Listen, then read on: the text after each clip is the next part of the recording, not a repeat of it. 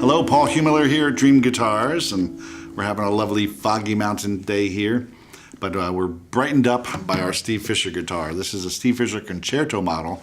It's a cutaway, sort of like a grand concert sort of size body. It's really got a nice balanced sound, but a little bit bigger bass too. It's just a little bit bigger air volume inside this one to give you just that little extra push that we all kind of love.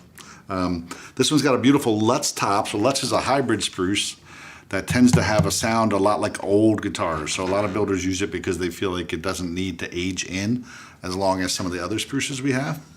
And then really nice Cocobolo rosewood, very dark reddish hues here, and some browns, of course. Just lovely, lovely wood. Cocobolo is just rich and sort of does everything. It's a great wood.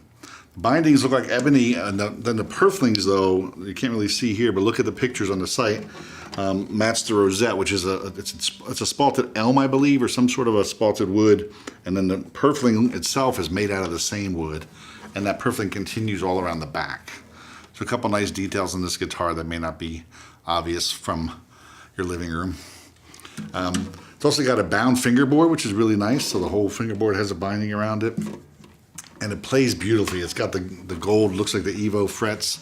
So really great action. These are very hard frets that last a long time, so you won't have to mess with them too much. So this one has a 1 7/8 inch nut, so it's nice and wide. So fingerstyle players will love it, and people who are used to maybe even wide parlor style guitars, like vintage guitars or classical guitar, this one feels really good.